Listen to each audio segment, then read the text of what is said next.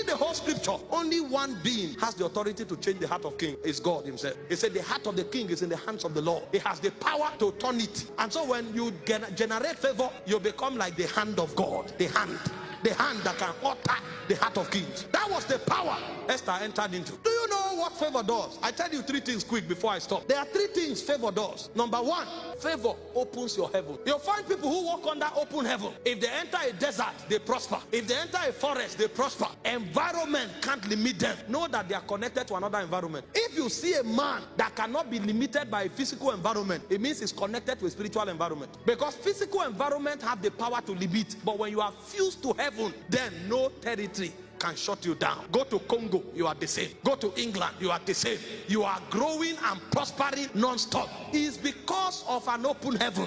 And open heavens are engendered through fasting. In Acts chapter 10 verse 1, the Bible said Cornelius was not supposed to enjoy the Commonwealth of Israel because it was not for everybody. It said Cornelius was of the Italian band. Even the apostles at this point didn't want the Gentiles to participate in the blessings of God because they didn't feel it was correct. Jesus himself said, it was for the house of the Jews that I'm sent. So they were following what Jesus said. This thing we are giving is only for the Jewish people. But here is a Gentile who did not go to Jerusalem to look for Peter, who did not go to seek for Barnabas. He knew if he wanted to follow the protocol of going to look for Peter, it will take a lifetime because Peter won't come. In fact, the moment they hear that the Gentiles are seeking this thing, they will create a system to lock it up. But he knew how to violate protocol. He said the man gave himself to fasting and prayer, and suddenly an angel stood before him and said, send for Peter. He is in the house of Simon the Tanner. He said, go and tell him to come tell you the word of this life. While that encounter was taking place, Peter went up to pray, and an angel went to Peter again, showed him a vision 3 times. Peter refused, and because Peter's understanding won't let him, he gave him a commandment. I know you won't agree. Now I command you, stand up, follow the men waiting for you. So Peter didn't go to the Gentiles because he wanted to, but there is a power that breaks protocols. That power opens the heavens. When a man begins to fast, angels go to work. That's when you walk from rest. You are not talking, things are happening. You are sitting where you are sitting, angels are mobilized. One comes to you, another one goes to another location, and then you have a contract. You want to bid for a project. You know you are the least qualified, but you support that project with 21 days fast. As you are doing it, the angel is talking to who is to sign. The angel is talking even to the laborers that will work. And by the time you get the project, everything just connects at the same time. And you are wondering, what is going on here? Your heavens are open. You don't succeed in business because you are intelligent. Yes, intelligence is required, but a spirit will support you, because for every cadre of power, there are gatekeepers. And if your heavens are not open, you will struggle. You will struggle every time you need to transit. Fasting opens your heaven.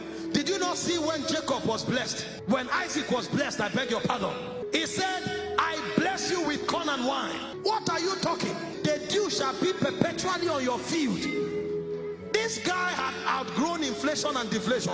It doesn't matter the economic system. It doesn't matter the policy. The heavens are open. That's why Paul prayed. He said, my God shall supply your need, not according to the government of your country, according to his riches. His riches. His riches. You can be in United States and sleep on the street. It's not just about the nation. It's about the economy you are working with. And if you want to connect to the economy of heaven, give yourself to fasting. The second thing fasting does is that it commands the allegiance of men. See, men won't support you. Men won't align with you because you look handsome or because your ideas are great. In fact, if you are not careful, they will steal that idea. The moment you start prospering, they can gang up against you. Put CCTV everywhere, they can still cheat from you, steal from you, and defraud you. But there is a power that commands the allegiance of men. When a man is favored, did you not read about Jesus? Luke 2:52, he said the child Jesus grew in wisdom, in stature, and with favor, both with God and with man. He had to, even Jesus had to grow in favor. And Jesus carried so much favor that when he left, his disciples did not change their mind. His disciples did not betray him. His disciples died for him, and they called it an honor. How can you be dying for somebody and you call it an honor? Peter was a married man.